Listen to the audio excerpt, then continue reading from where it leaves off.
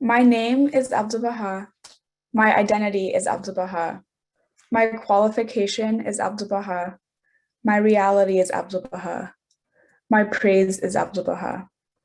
Thraldom to the Blessed Perfection is my glorious and refulgent diadem, and servitude to all the human race is my perpetual religion. Through the bounty and favor of the Blessed Perfection, Abdu'l-Bahá is the ensign of the Most Great Peace, which is waving from the supreme apex. And through the gift of the greatest name, he is the lamp of universal salvation, which is shining with the light of the love of God. The herald of the kingdom is he, so that he may awaken the people of the east and of the west. The voice of friendship, uprightness, truth, and reconciliation is he, so as to cause acceleration throughout all regions. No name, no title, no mention, no commendation hath he, nor will ever have, except Abdu'l-Bahá. This is my longing. This is my supreme apex. This is my greatest yearning. This is my eternal life. This is my everlasting glory. Well, thank you everyone for joining this gathering of the Baha'i Faith Modern Perspectives. My name is Angelina Allen. I'm trying to advance my slides, but it's not advancing. Let's see. Oh yes, there we go. My name is Angelina Allen, and I am presenting on Abdu'l-Bahā's influence on the progress of society. When we think about society, sometimes we fall into thinking about it as an abstract idea. So let's think about society as a representation of real people who all have the desire to help build capacity in the world, so that after building that capacity, we can all contribute to spiritual development in our neighborhoods and in our villages and in our towns. The Baha'i Faith teaches that human society has advanced to the point where we can see the world as one and all religions as one. This unity begins with the spiritual empowerment of the individual and society, which in turn must guide each individual to arise for the betterment of society. Let us examine the influence of the Baha'i teachings on the progress of society through the example of Abdu'l-Bahá, who passed away 100 years ago on November 28, 1921, on a moonless night at the house of Abdu'l-Bahá in Haifa, Israel. A century has given us the opportunity to reflect on the influence of Abdu'l-Bahá on our lives today. Abdu'l-Bahá is the son of Baha'u'llah, the founder of the Baha'i Faith. Baha'u'llah, in his will and testament, named Abdu'l-Bahá as the sole interpreter of the writings of the teachings of Baha'u'llah and the perfect exemplar of those teachings. The relationship between Baha'u'llah and Abdu'l-Bahá can be understood by thinking about the relationship between the sun and the moon. The sun is the source of the light, and the moon is the reflection of that light. In that same way, Abdu'l-Bahá is the perfect reflection of the light of the revelation of Baha'u'llah. Abdu'l-Bahā's life is an example to the world of how to develop the spiritual capacity to put the teachings of Baha'u'llah into action, which begins with living a life of truthfulness. Abdu'l-Bahá wrote that truthfulness is the foundation of all human virtues. Without truthfulness, progress and success in all the worlds of God are impossible for any soul. Truthfulness, therefore, is the foundation of all of our efforts in establishing universal peace. One might say that truthfulness is not only this foundation of universal peace, but Abdu'l-Bahá said that the scope of that universal peace must be such that all the communities and religions find their highest wish realized in it.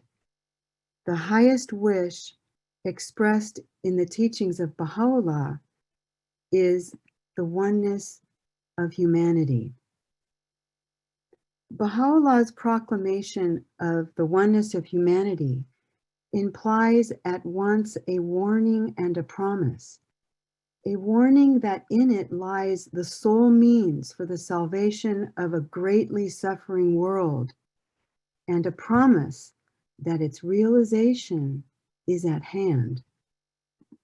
After the passing of Baha'u'llah in 1892, Abdu'l-Bahá spread the teachings of Baha'u'llah to the West. It is important to remember that Baha'u'llah was sent into exile for these teachings of oneness, and his family joined him in his exile. And so Abdu'l-Bahá, pictured here at the age of 24, was 19 years old when he followed his father into exile and imprisonment. And it was not until Abdu'l-Bahá was a man of 68 years that he was free to travel. In 1911, he began his journey to spread the teachings of Baha'u'llah to the West. He traveled from Haifa to Egypt, Europe, and North America, arriving in New York in April of 1912. His primary purpose in coming to North America was to speak at the Conference on International Arbitration at Lake Mohonk, where Abdu'l-Bahá challenged the attendees to be willing to take action rather than deliver speeches about universal peace in a peaceful corner of the globe. He also spoke at the International Peace Forum in New York to more than 1,000 people in the audience, where he said, "We all know and admit that justice is good, but there is need of volition and action to carry out and manifest it." Abdu'l-Bahá spoke at religious centers such as the Plymouth Congregational Church in Chicago, in hotels such as the Ansonia in New York, and at universities such as Stanford University in California, where he was invited to speak before 1,800 students and 180 faculty, to whom he said, "We live upon this earth for a few days and then rest beneath it forever. Shall man fight for the tomb which devours him? For his eternal sepulcher? What ignorance could be greater than this? To fight over his grave, to kill another for his grave. What heedlessness, what delusion." Abdu'l-Bahá also spoke to the believers in North America, encouraging them in their efforts to promote the teachings of Baha'u'llah. He's pictured here in the tent pitched on the future site of the House of Worship in Wilmette, Illinois, where these houses of worship are the dawning place of the remembrance of God. And at the House of Worship in Wilmette, Abdu'l-Bahá laid the cornerstone. These houses of worship have their familiar 9-pointed design symbolizing unity. Among the teachings of Baha'u'llah is that every individual must become so educated that they may abandon religious, racial, political, economic, and patriotic prejudices. The teachings of Baha'u'llah also promote that religion must be the cause of fellowship and love. Among the teachings of Baha'u'llah is the origination of one language that may be spread universally among the people. Among the teachings of Baha'u'llah is that religion and science must agree. Among the teachings of Baha'u'llah is the elimination of extremes of wealth and poverty. Among the teachings of Baha'u'llah is the equality of women and men. And among the teachings of Baha'u'llah is the oneness of the world of humanity. God's will for an ever-advancing civilization is this oneness of the world of humanity. And I can share that my own grandmother, when she became a Baha'i at a time when race unity was not a concept that was of common acceptance, she said that she would accept this because it was the will of God, that was enough to make her accept something that she had not been raised believing.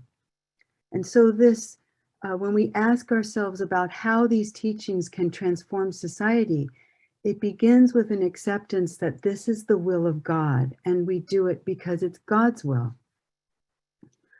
After 239 days in North America, Abdu'l-Bahá set sail on December 5th, 1912, and those who met him during his visit bade farewell to one who remains without parallel in religious history. Abdu'l-Bahá returned to his home in Haifa in December 1913, where he continued to host visitors and pilgrims from all parts of the world. Abdu'l-Bahá passed away on November 28, 1921. His funeral took place the following day. One of those present at the funeral wrote that there were men of all nations, of all creeds, of all walks of life, high and low, rich and poor. It seemed that never had there been such a funeral procession. Another eyewitness to the funeral of Abdu'l-Bahá described Abdu'l-Bahā's influence on the people in this way. To the government and nobility, Abdu'l-Bahá was Sir Abbas Effendi. To the poor, their benefactor. To the inhabitants of Haifa, their counselor. To others, their greatest philosopher, scholar, and sage. This same observer, who was present at the funeral of Abdu'l-Bahá, which had no less than 10,000 people present, said, "Useless my life would appear to me if the power of the experience does not give me strength to really remold my life and to lead it to a high purpose." After the passing of Abdu'l-Bahá, the will and testament of Abdu'l-Bahá was read in public on January 7, 1922. It gave provisions for the appointment of Shoghi Effendi as guardian of the cause, and also set out the provisions for the election of the Universal House of Justice, the supreme governing body of the Baha'i world, with its seat on Mount Carmel in Haifa. Over the past 25 years, the Universal House of Justice has guided communities across the globe in carrying out the will of Abdu'l-Bahá, which has taken shape as a worldwide effort to advance the spiritual development of the individual and society. Baha'is and their neighbors gather for devotional gatherings which foster the spiritual unity of a neighborhood, village, or town.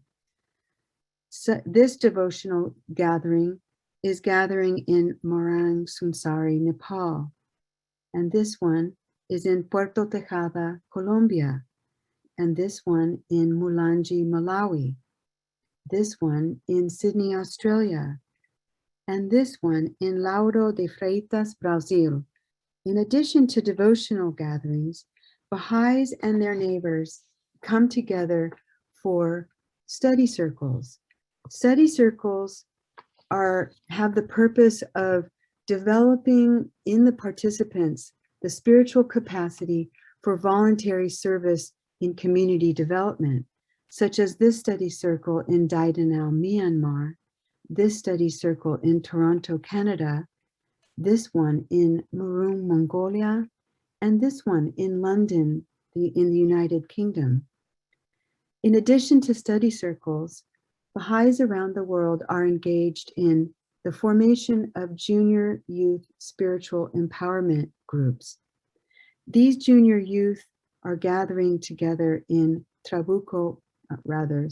these are gathering in Sinazizi, Zambia, and these junior youth are gathering together in Tarabuco, Bolivia, and this group meets in Bihar Sharif, India. Baha'is and their neighbors help form junior youth groups, which are for youth between the ages of 12 and 15. And they work on developing the spiritual foundation to help them navigate this critical stage of their lives. In addition to junior youth groups, Baha'is around the world form children's classes centered on the spiritual education of all children in the neighborhood, village, or town. This children's class meets in South Tarawa, Kiribati, and this one in Medellín, Panama. This one in my own neighborhood. These are the kids on my block in Cardiff, California. They were excited because we had worked on making these religion globes where we learned about the unifying thread of the religions represented in our own neighborhood. Baha'u'llah writes, O Son of Spirit, noble have I created thee. Rise then unto that for which thou wast created. So this opportunity to help build spiritual capacities in our local community is a path of service that was really instigated by Abdu'l-Bahá and is open to everyone. The success of these activities draws on the power of unity derived from the collective center of the law of God for this day. I'll conclude with this passage from Abdu'l-Bahá about what it means to have a divine collective center.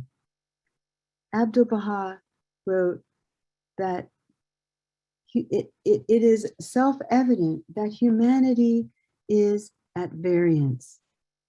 Human tastes differ, thoughts, native lands, races, and tongues are many. The need of a collective center by which these differences may be counterbalanced and the people of the world be unified is obvious. I'm trying to advance my slide.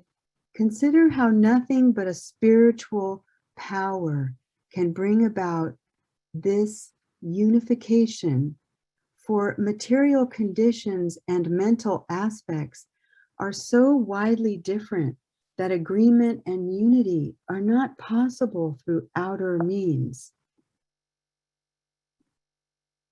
It is possible, however, for all to become unified through one spirit, just as all may receive light from one sun.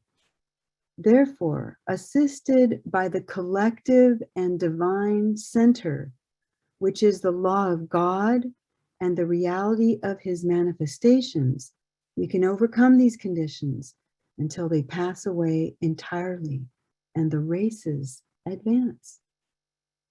I wanted to leave everyone with a resource or some resources. This is the website of the Baha'is of the United States, and anyone interested in becoming involved in these community building activities can, in your own neighborhood, can begin by finding that path through this website. This is the website of the worldwide Baha'i community. It too can guide individuals to finding paths of service in their own neighborhood, village, or town.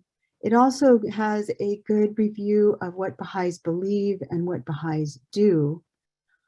This website would be of interest to someone interested in what Abdu'l-Bahá did on each day that he was here in America. It's a brilliant website. It takes you through the 239 days that Abdu'l-Bahá was in America, and it's absolutely wonderful, and I think all would find it most engaging. Also, I have written about the passing of Abdu'l-Bahá through the eyes of the 6 Western believers who were there that night in this book called When the Moon Set Over Haifa. And I think that one would find that through learning about the events that took place in the days before his passing, it also is really instructive about what Baha'is believe and what Baha'is hope to achieve. So that concludes at least the formal portion of my presentation, and I would open it up for any discussion, or it doesn't have to be a question, it might even be an experience that someone has about the influence of Abdu'l-Bahá on our lives today. Thank you so much, Ms. Allen, for your talk. I really loved how you went through all the different activities that Baha'is are doing today to build community activities and things like that. So thank you so much again. And now we have time for questions or comments. So if you have any questions, you can put it in the chat and then I will read it out. I wanted to share, because this might be what someone else might do too, is it doesn't always have to be a question. Sometimes it's sharing an experience that helps us to understand these concepts.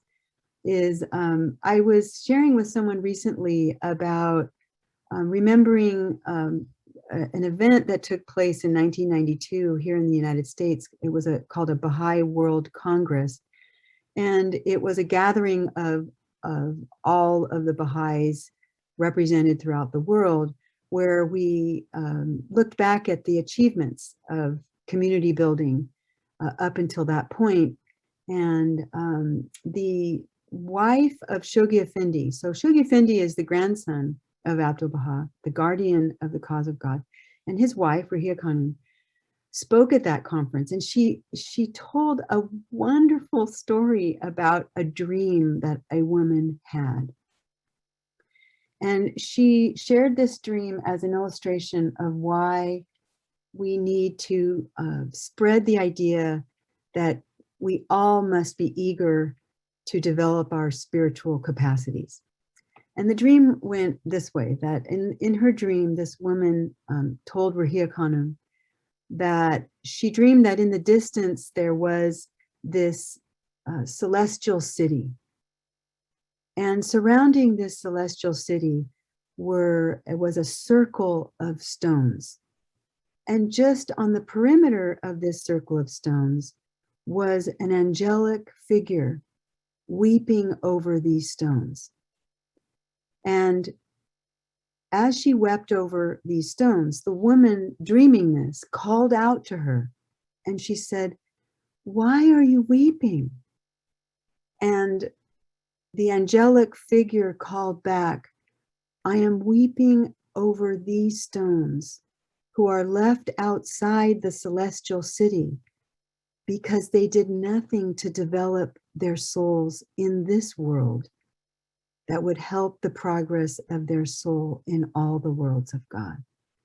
And so Rahia Khanum said, we have to rush to develop our souls and be interested in developing that spiritual capacity in ourselves and in others. Thank you. We have a question. It says, "Thank you. I loved your presentation.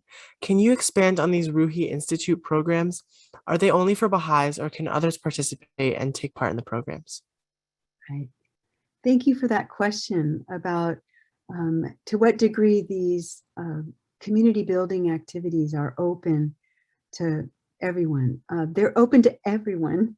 In fact, in my area, I'm in San Diego County, and we have a very successful junior youth group that was started by someone who's not a Baha'i.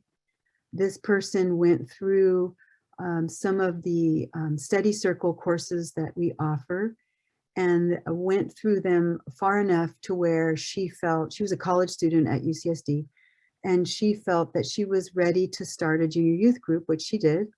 And she started them among the people in her church. So she is a member of the Catholic Church, got some youth together in her church and formed a junior youth group. So this effort in community building is about really truly building spiritual capacity in all people so that we can begin the process of the unification of all the peoples of the world into one universal family right in our own neighborhoods. And as they multiply and spread, we will begin to see that unity is a reality. Thank you. We have a story. It says, I heard that Abdu'l-Bahá was really funny, but all his pictures are always serious looking. In my mind, he's always laughing. One of my favorite stories was someone had written to ask where Abdu'l-Bahá was. Tell him, Abdu'l-Bahá replied with a smile in front of a cannon. Right. I have, as I mentioned, I've written about the passing of Abdu'l-Bahá, and in that book there's this very personal portrait of Abdu'l-Bahá as a most personable and approachable human being, and this level of comfort that people had. One story I'll tell that many of us are familiar with, especially those of us who live in the United States and have attended Bosch, or I should say, it's also pronounced Bosch, Baha'i School. John Bosch became a Baha'i in 1903. And when he heard that Abdu'l-Bahá was coming to America, he took the first train out to the east. And he describes how he was preparing himself to meet Abdu'l-Bahá. And Abdu'l-Bahá was at the Ansonia Hotel. And John Bosch says that he, got in the elevator, got upstairs, and there were people there outside his rooms. And he was brought in and introduced as John David Bosch from Geyserville, California. And John Bosch explains that he had, a pocket full of questions ready to, answer for Abdu'l-Bahá to answer. And he walked in sort of sauntering in like he was walking into a business meeting. And Abdu'l-Bahá said that, he welcomed him and greeted him. And John Bosch said, I have traveled 3,000 miles to meet you. And Abdu'l-Bahá replied, I have traveled 8,000 miles to meet you. So, and then John Bosch explained that he had all these questions to ask, but Abdu'l-Bahá answered all of them before he could even pull the little piece of paper out of his pocket. Another one that shows this warm personality of Abdu'l-Bahá is that John Bosch was invited to accompany Abdu'l-Bahá to Agnes Parsons' home, which was this big fancy home in Washington, D.C. And she gave, big events and occasions and had Abdu'l-Bahá speak at them. And afterward, they were in the train, I think going to, I might have the order of this wrong now, but Chicago, I think. And Abdu'l-Bahá, John Bosch said to Abdu'l-Bahá, I'd like you to come and visit me in California. And he said, I don't have a nice place like Agnes Parsons' house, but it's decent. I have a home. And Abdu'l-Bahá said to John Bosch, with you, I would sleep in the basement. And then John Bosch silently reflected, that's funny. I just built a basement in my house just last year.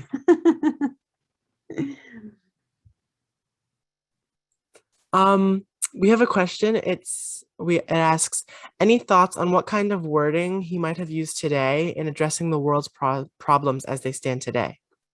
Gosh, what a great question. We're asked to elevate every aspect of our lives. And this is this great calling of the teachings of Baha'u'llah, that all things are made new, and that means we make ourselves new. And so every aspect of our lives we are working toward aligning ourselves with the high standard of the teachings. And that means our language and our speech is also elevated. And so I think that Abdu'l-Bahá today, if he were still alive today, would use the most elevated language that he could find. to speak about the teachings of Baha'u'llah as an example to us, to use the most elevated words that we can find. Thank you. We have a next question. It says, I loved reading your very engaging biographic book on John David Bosch. It was very interesting and eye-opening to see how the concerns of earlier Baha'is are very similar to the ones today, to simply live a Baha'i life and teach the cause. Since you have studied and researched extensively of the life of some of the early Baha'is, how do you compare them with today's believers? Do you have any comments about what has changed in 100 years since the passing of Abdu'l-Bahá? Oh my goodness. I mean it when I say these are such wonderful questions. I think that the biggest change today is that our capacity has increased. And I know at least myself as a Baha'i, sometimes I think that there's less receptivity today, but there isn't less receptivity today.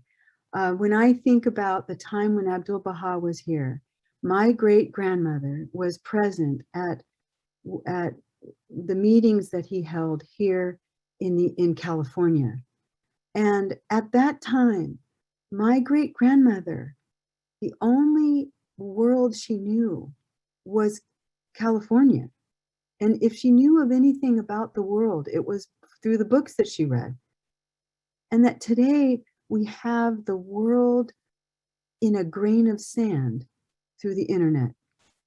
And so we have a greater capacity to accept and begin to work toward this understanding that, I mean, when I say the world is one, I mean, it's almost commonplace to say that now. But to someone like my grandmother, who was alive at the time of Abdu'l-Bahá, that was a concept that was difficult to understand. One last, visual about that is when we had those first photographs from space, that was when I was a child. So I even lived a few years of my life without even seeing that perspective of the world from space. Thank you. We have a question. You seem to have lived in a few different parts of the world. What are the similarities that you see in these cultures? What are some of these that unite us as humanity? Oh gosh, of course, I have to go with what comes to my mind. And so this answer might not be the fullest answer I could give, but our family moved to Argentina in 1968. And we went there as international teachers of the cause. Also, you'll hear them called pioneers of the cause. So we were there as international teachers of the cause, and what I remember as a child there is it's just so interesting that all of what we want in the world isn't different in any part of the world, and everyone wants the best thing for their community. So I'll tell you a quick story about that. My father was asked to try to reach the indigenous people of the region in which we lived. We lived in the Patagonia, the southern region of Argentina, where it's, snow most of the year. And the tribe that lives in that region is the Araucanian tribe. And my father's assignment was to reach that tribe. And the chief of that tribe worked in town, and we lived in a small town called San Carlos de Bariloche. And the chief of that tribe, whose name was Domingo Coyeque, worked at the Centro Atómico. It was like a linear accelerator that was a few kilometers from our house. And so my father and another Baha'i teacher waited for him outside of his work. They watched him get on a bus. They followed the bus. The bus stopped. They got on the bus, asked him if he would step out of the bus because they had an important message for him. He came into my dad's car. They gave the message of Baha'u'llah to him and invited him to our home later that night. Well, then he got out, went on the bus, and went home. So now remember, going home means that you have to travel all the way around the largest lake in South America called Lake Nahuel Huapi. And so Domingo had to travel by bus all the way around that lake. It takes like an hour and a half. And so we thought, oh, maybe he won't come tonight. And so my brothers and sisters and I and my mother and father, we lived in a little one-room cabin up on the top of a hill and overlooking the lake. And we waited and waited, and it got to be dark and a little after dark. And then suddenly there was a knock on the door, and it was him. And he had come to our home to hear more about this message. And he came in, and all of us kids were wide-eyed looking, at him. We were in disbelief that he would want to know more. We just thought, gosh, can we get anyone interested in this? And so my father explained to him the unifying teachings of Baha'u'llah, especially focusing on how all religions are one and all humanity is one. And when my father finished, Domingo was very quiet, and we thought, oh no, that's it, it's over. And then finally he said, how can I bring this message to all of my people? And I share that story because it's really the deepest desire of our heart to have world peace, to have the absence of strife and violence, to have the unity of all peoples. It's really at the core of every person's existence. Thank you. We have a question that asks, are Baha'i pioneers the same as missionaries? Oh, yeah. I guess they could be seen that way, in the same way that missionaries are on a mission to spread the word of God. Baha'i international teachers are the same. I would say the fundamental difference is that it's voluntary. Not to say that a missionary doesn't do it in a voluntary way. Perhaps there's someone listening who was a missionary and it was entirely voluntary. But international Baha'i teaching work is entirely voluntary and independently funded. So when my father decided to teach the Baha'i Faith in another country, he did so entirely of his own volition and of his own funds.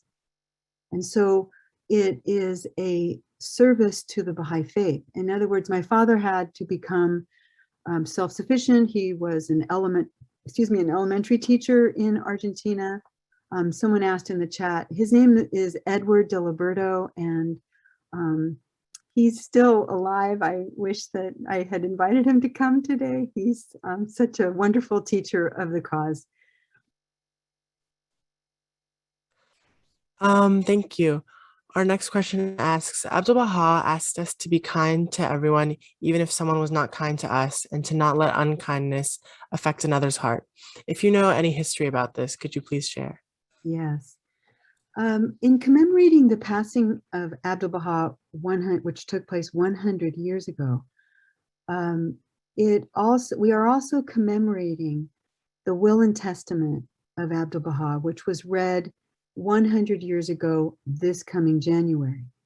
Now, the way that relates to this question is that in a letter written on behalf of Shoghi Effendi, it says that it would take 100 years for the mysteries concealed in the will and testament of Abdu'l-Bahá to become revealed to us. And we stand now at the threshold of that point in time. And one of the, I would say, most emphatic paragraphs in the will and testament of Abdu'l-Bahá is that we must be a friend to our enemy. So that's not to say that that's easy. Any law of God that advances human civilization from the point where it's at to where it needs to be, means that everybody has to do something that's difficult. And that is difficult, to be a friend to our enemy. And so this is what we commit to work toward. And once we embrace the teachings of Baha'u'llah, that's the great work we do, is to try to perfect ourselves so that we can teach that perfection to others. Thank you. Our next question asks, what are your thoughts on New Age spirituality, meditation, crystals, and all of that? The revelation of Baha'u'llah influenced every atom on earth, whether we are aware of it or not. And there has been throughout the ages, with the revelation of a new teacher of God, a renewal of spiritual energy. And Baha'is believe, or Baha'u'llah teaches, that this interest in the renewal of our spiritual lives is due to the revelation of Baha'u'llah. And so all of these rising interests that we see around us about anything related to the development of spiritual capacity is due to the revelation of Baha'u'llah. Thank you. We have a story. When I was a young child, I had a dream that I was walking across a land like an African veldt, and suddenly from the sky, a huge hand plunged down towards me. The power was terrifying, and I was petrified with fear. When the hand came close to me, it turned an open palm to me, and the infinite gentleness and depth of love I felt towards me was the most moving and comforting I've ever felt. I have always remembered that dream vividly. I didn't find the Baha'i Faith until nearly 20 years after this, but I always believed the dream was God's grace touching me. Allahu Akbar. Oh, that's so wonderful. You know, we know that dreams are a proof of the existence of the soul. And when I was, I was 17 when I went on my first pilgrimage to Haifa, Israel, to pray in the shrine of the Bab and then travel 9 miles around the Bay of Haifa to Akka and pray in the shrine of Baha'u'llah in Baji. And while I was there, I asked a person who is a hand of the cause of God, which is a special title and honorific to individuals who have been appointed to guide and protect the cause of God. And his name was Mr. Furutan. And I asked him about dreams. And he said that when you have a dream that is about everyday existence, the example he gave is your brother trips and falls and breaks his leg. This is a dream of the daily consequences of life and should be forgotten. And then he said, the second kind of dream is in the form of a vision, where something happens in your vision, and then later it takes place exactly the way that you saw it in this vision. And then he said the third kind of dream is a dream that you dream about God or the central figures of the Baha'i Faith, the Bab, Baha'u'llah, or Abdu'l-Bahá. And then he said, this kind of dream is directly to you. And now you must spend the rest of your life unfolding the meaning of that dream to you.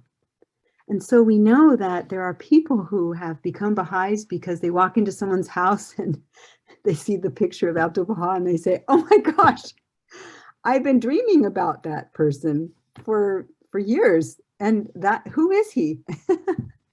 So your dream, I believe, is really a direct message to you from God. I believe that. Do we have any other questions or stories? All right, well, if not, then I want to thank you again, Ms. Allen, for your talk. I think we all enjoyed it, and I really liked this follow-up discussion. I liked hearing everyone's stories, and your responses to these questions. I think it really deepened the discussion. Thank you again. Thank you. So now I will introduce our speaker for next week. Our speaker next week will be Dr. Alame Fananapazir, and his topic will be, Was Muhammad the Seal of the Prophets? And again, these talks occur every Saturday at noon Eastern Daylight Time, so please invite your friends and family. And if you're new to the Baha'i Faith, or if you'd like to be added to our mailing list, please fill out the Google form that I will put in the chat. And now we're going to close with a Baha'i song.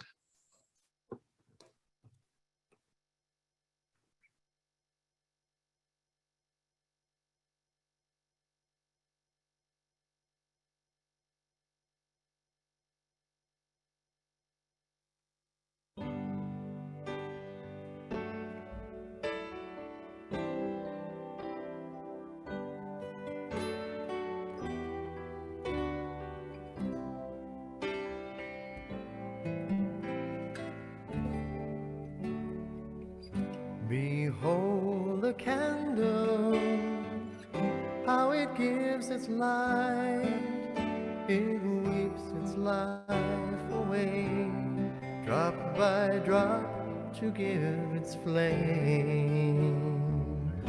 You must die to the world and so be born again, and enter to the kingdom of heaven. Look at me, follow me, be as I am. Abdu'l-Bahá, Abdu'l-Bahá. You are the angels, if your feet be firm, be steadfast as a rock that no earthly storm can move. And as you have faith, so shall your powers be. And know that till the end, I'm always with you. Look at me, follow me, be as I am. Abdu'l-Bahá,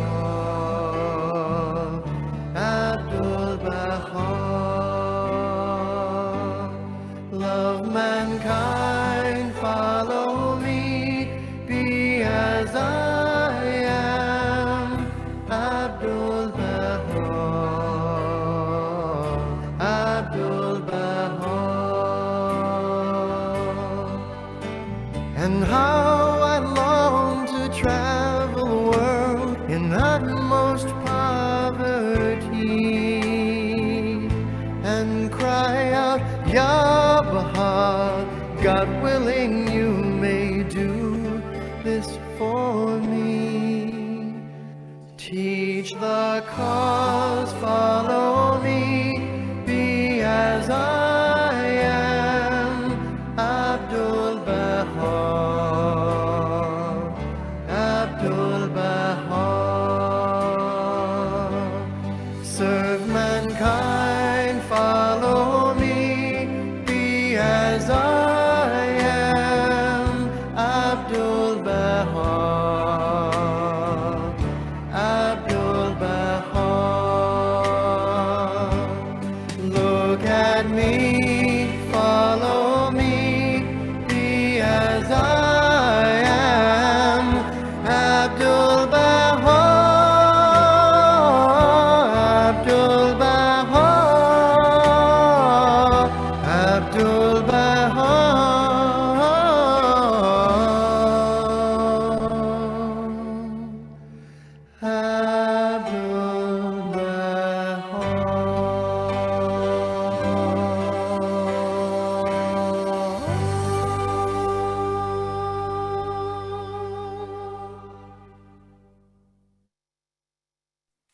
Thank you, everyone. Have a great week, and we hope to see you all again next Saturday. Bye.